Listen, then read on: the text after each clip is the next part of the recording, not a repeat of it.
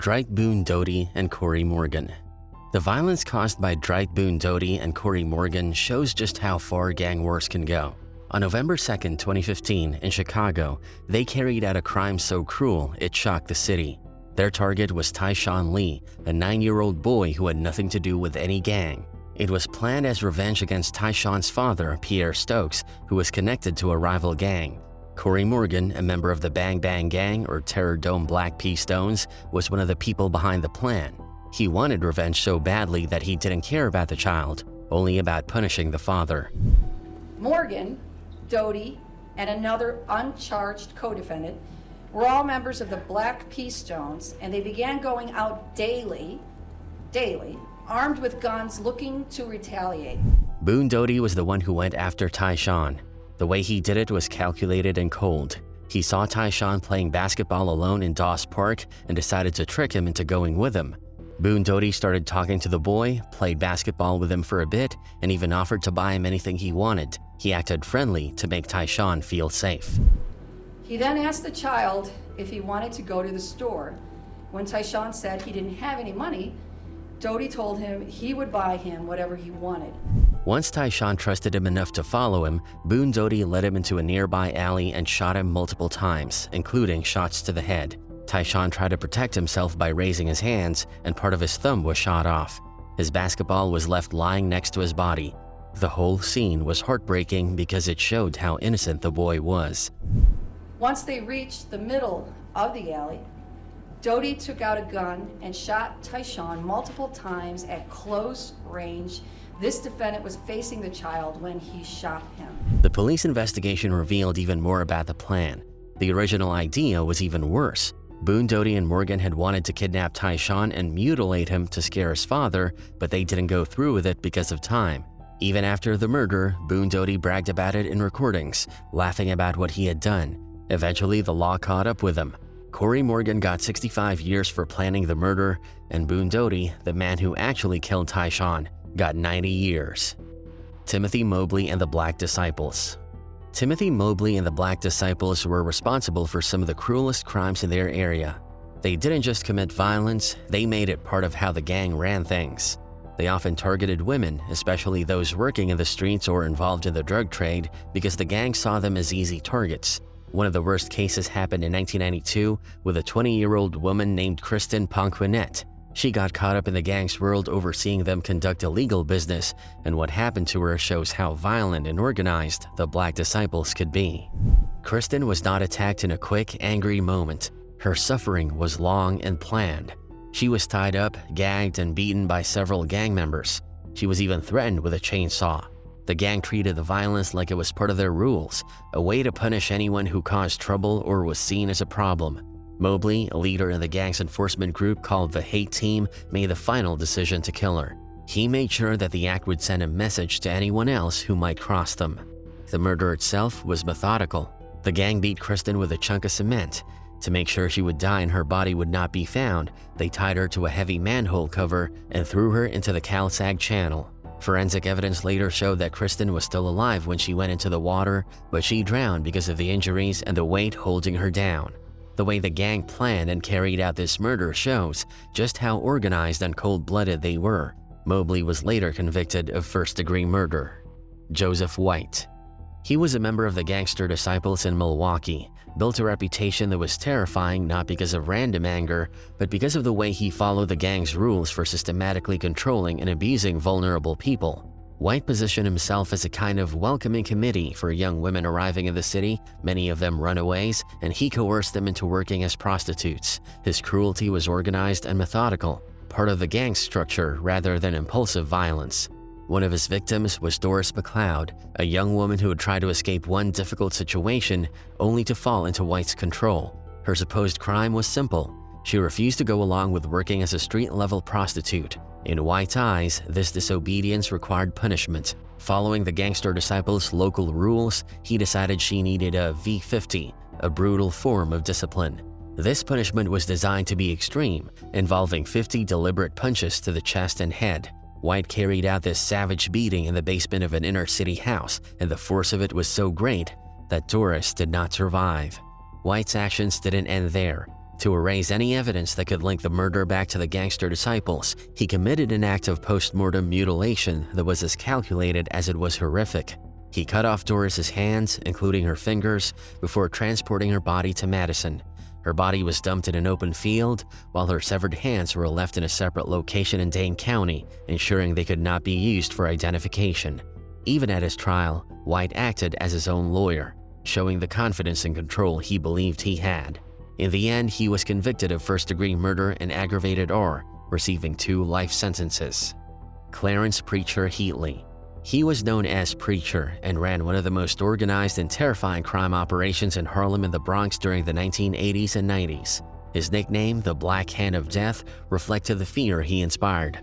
Heatley's organization was not just about selling drugs or collecting money, it was a carefully run criminal enterprise that used murder and torture as tools to control and make money during the crack epidemic. His crew made millions through extortion, drug sales, and kidnappings, and they treated extreme violence as a routine, almost corporate function. Preacher had been kicking around the streets of Harlem since the early 70s, and everybody knew him by his nickname, the Black Hand of Death. He had 99.9% of Harlem under pressure. Heatley's operation was detailed and methodical. He had specific crew members called the janitors, whose job was simply to clean up after violent acts, removing blood and evidence. This showed that the violence was planned and organized rather than random or impulsive. Jack and my co-defendant Pop was playing soccer with the head on the roof. They was kicking this around while I was wrapped up in the plastic bag. These is bugged out. The Grand Concourse apartment in the Bronx became their house of horrors. Preacher would hold trials there. Victims were dragged in, accused of offenses, real or imagined, and the crew would vote thumbs up or thumbs down on whether they lived. Most didn't. Nearly 45 homicides have been tied to the crew's reign of terror. One of the most horrifying examples of his cruelty came in 1989 with a kidnapping of 12-year-old Donnell Porter. Heatley's crew wanted to prove they had the child alive, so they staged a scene that was designed to terrorize his family. At a McDonald's, the family discovered a coffee cup containing Donnell's severed index finger, 2 of his rings, and a cassette tape of his voice begging for help. This gruesome display was meant as proof of life for ransom, yet it also revealed the calculated cruelty behind the operation. And they wanted how much? Like $500,000 or something? Yeah, that's what it was stated to have been. And then to show that they were serious, they actually cut off his little brother's The very finger. next day, but they left it in a McDonald's on Broadway in 125th Street and called his house and said there's something to go look, and he sent somebody over there, and that's what they came back with. Donnell was eventually killed. His body was later found wrapped in garbage bags on City Island, New York. Heatley's crimes were not limited to this single case. He pleaded guilty to charges related to around 45 murders, narrowly avoiding the death penalty. While he is now locked away, the terror created by his organization left a permanent scar on the city. Lorenzo Fat Cat Nichols. He ran one of the most ruthless drug operations in Queens during the 1980s, moving cocaine and heroin on a scale that reportedly earned his organization around $20 million a year. Fat Cat built his empire like a corporation. He dealt wholesale, moved kilos through middlemen, and only trusted family in his inner circle. His wife Joanne was involved. His sisters helped run operations. Even his elderly mother, Louise Coleman, played a role. The organization was tight, built on discipline and fear. Nichols believed murder was a business tool, a way to deal with betrayal or disrespect. That rule didn't stop with rivals. It included family, friends, or lovers. There were several major organizations selling cocaine and heroin in Southeast Queens, and one of them was Lorenzo Fat Cat Nichols' organization. But Nichols earned his reputation not just because of the money he made, but because he proved that a gangster's influence could stretch far beyond prison walls. Even after his arrest in 1985 and placement at Rikers Island, he continued to control his empire through fear, ordering murders and enforcing loyalty from behind bars. Nichols was the ultimate puppet master, orchestrating hits on both law enforcement and civilians alike to maintain control. One of his most audacious attacks was against his own parole officer, Brian Rooney, who was ambushed and killed in 1985. This act sent a clear message: Nichols' authority could not be ignored, no matter the uniform or position. But what truly made him notorious was his willingness to target innocents to protect his organization. One chilling example was the murder of Maurice Bellamy, whose child had provided testimony that threatened Nichols' operation. The boy's testimony, something entirely beyond his control, brought deadly consequences to the family, showing just how far Nichols would go to protect his empire. His cruelty didn't stop there. Nichols ordered the torture and execution of a Bronx woman suspected of theft, directing his men to inflict agonizing pain with hot curling irons before ultimately killing her. The violence he inspired extended even to his own family, with a firebombing of his sister Mary Nichols' home resulting in death and destruction. He also ordered the execution of his former girlfriend, Myrtle Maisha Horsham, the mother of his 2-year-old son, TC. Her mistake was skimming between $50,000 and $60,000 from drug money and using it to spoil another man. He later admitted jealousy drove his decision. Maisha was shot several times at point-blank range, her toddler reportedly witnessing the murder before the killers dropped him at his grandmother's home. Years later, Nichols said he regretted Maisha's death, admitting there was no justification for what I do. But he also said he could live with the guilt of the others he ordered killed. But despite the horrors he caused, Nichols was strangely romanticized by some in the public. A New York Post story once noted that a few students, when asked to name notable black figures, listed him as someone worthy of admiration simply because he was famous. Nichols himself, facing sentencing, dismissed any such notion, quietly admitting he was nobody to be idolized. Wayne Silk Perry. He became one of the most feared figures on the streets of Washington, D.C., known as the chief enforcer for the Alpo Martinez drug operation. His reputation was built on his efficiency, ruthlessness, and complete lack of hesitation when it came to eliminating threats.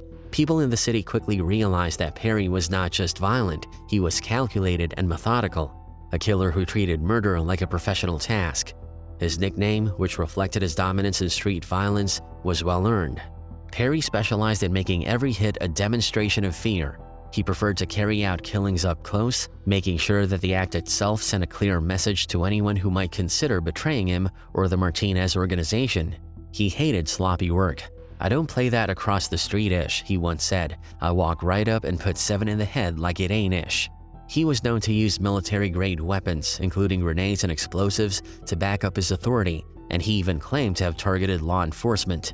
His willingness to wait in the shadows, stalking targets from backyards, reflected a level of patience and obsession few could match. His most notorious acts targeted anyone who might cooperate with authorities. One victim, Evelyn Carter, a street-level S-worker who had seen too much, became the focus of Perry's calculated brutality. He hunted her down after a concert, stabbed her repeatedly in the face, and then shot her multiple times, ensuring her death while also sending a terrifying warning to others. Perry's reign was so effective that witnesses refused to speak against him for years, giving him near total control over his environment. Within his organization, he was seen as a godlike figure, while to everyone else, he was a living nightmare. Eventually, he pleaded guilty to 5 murders to avoid the death penalty, but his legacy was already cemented.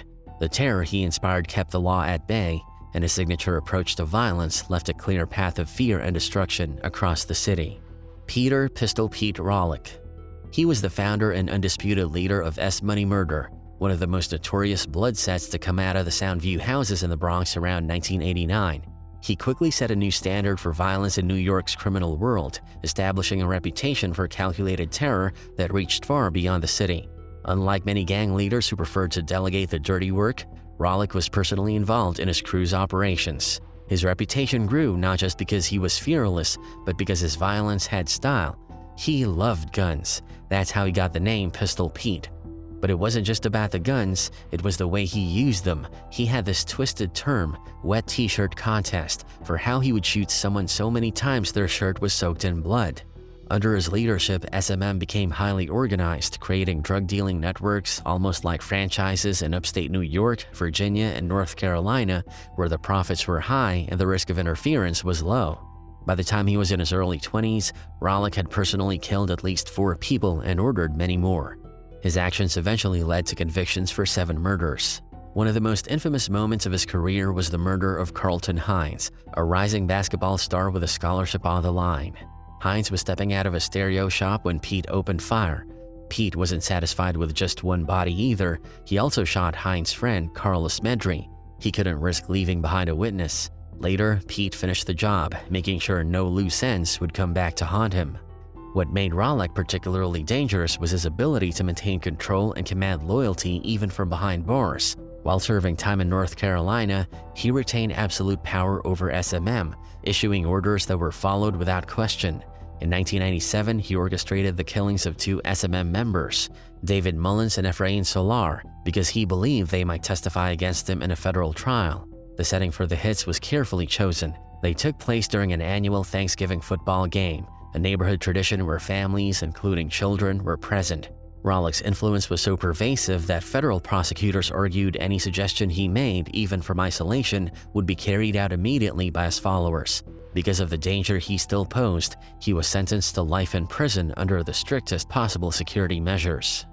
Jeff Fort. Jeff Fort was the co-founder of the Black P. Stones and later created the El Rucan faction in Chicago, building one of the country's largest and most tightly controlled street organizations during the 1960s and 1970s. While many gangsters made their name through turf wars or drug empires, Fort's crimes were on a different scale. He tried to take his organization from a street gang to something closer to an international terrorist force, showing a level of ambition and depravity that went far beyond the typical criminal. Fort initially masked his operations under the appearance of legitimacy. In the late 1970s, his organization received nearly $1 million in federal funding meant for job training programs for gang members and at-risk youth. But by the mid-1980s, his ambitions turned deadly. While he was in prison in 1986, Fort orchestrated a plan to sell the El Rucan's muscle to foreign interests. He arranged meetings between his crew and representatives from the Libyan government, offering to commit terrorist attacks inside the United States in exchange for money and weapons. They talked about bombing federal buildings, assassinating politicians, even shooting down airplanes, all for $2.5 million in funding. He used code words like apples and potatoes when talking explosives. The feds had wiretaps, recordings, even videotapes of Fort pledging allegiance to Gaddafi. I went back to the beginning and started listening to the conversations again, and I started piecing the bits and pieces of the conversation together, that they were talking about having met with someone in Libya who was going to provide them with money for destroying an airplane here in the United States. The FBI infiltrated the operation and documented Fort directing the conspiracy from his prison cell through phone calls. His crew even attempted to purchase a military-grade law rocket, which they stored in a Chicago apartment, showing the real and immediate danger of his plan. The plot was stopped before any attacks could occur, but Fort faced serious consequences. In 1987, he was convicted of conspiracy to commit terrorism and sentenced to 80 years. He also received an additional 75 years for ordering the 1981 murder of a rival gang leader, bringing his total sentence to 168 consecutive years. But even from federal custody, Fort continued to run his organization, maintaining influence through daily phone calls and ensuring his orders were executed. Howard Pappy Mason. He was the lieutenant to Lorenzo Fat Cat Nichols, but unlike Nichols, his notoriety came less from strategy and more from sheer, shocking brutality. Mason led the Bebo's crew and helped Nichols run a massive drug operation in Queens that generated millions of dollars. Yet what truly set Mason apart and earned him the terrifying title of the Cop Killer was a violent act carried out with cold calculation from a jail cell. In 1988, Mason was serving time on a gun charge when he felt disrespected by a law enforcement officer. Using the full reach of his crew, Mason ordered a hit on a police officer. The target was Edward Byrne, a 22-year-old rookie assigned to guard a witness. Byrne was ambushed in his patrol car by 4 gunmen and shot 5 times in the head at close range. The Queens grand jury is going to convene tomorrow to consider the case against 4 young men accused of executing rookie cop Edward Byrne. He was gunned down while guarding a witness in a drug case. The city was horrified by the audacity of the killing, the cold-blooded nature of targeting an innocent uniformed officer simply to punish what Mason saw as a personal slight. Even Fat Cat was pissed, saying Pappy had ruined business for everybody, but Pappy didn't care. He wanted to show the cops he ran things. The sources who are familiar with the case say Mason thought murdering a New York City cop would please his friend Nichols. The sources say that the murder, in fact, angered Nichols because he believes that was the event that brought down the full weight of both the state and federal governments on his organization, his family, and ultimately himself. Mason's cruelty didn't stop there. He was notorious for sadistic behavior, including reportedly hanging his girlfriend by her legs from a moving car and dragging her along the pavement. He approached life and crime with a level of defiance that shocked even his enemies. When facing trial for Burns' murder, Mason barely participated, refusing to attend most court sessions and even performing push-ups in the courtroom during his sentencing. Judge Edward Corman eventually had to install closed-circuit cameras in the holding cell so Mason could, in theory, watch the proceedings he openly scorned. Mason's combination of strategic oversight, sadistic cruelty, and willingness to carry out a brazen act against law enforcement made him one of the most dangerous figures of his era. His ability to maintain control over a crew from prison, orchestrate cold-blooded murder, and inflict terror on both the streets and the police shows a moral bankruptcy that few gangsters ever reached. Kody Monster Scott. Kody Scott, later known as Sanyika Shakur, also called Monster Kody, provides one of the clearest examples of childhood radicalization into systematic brutality.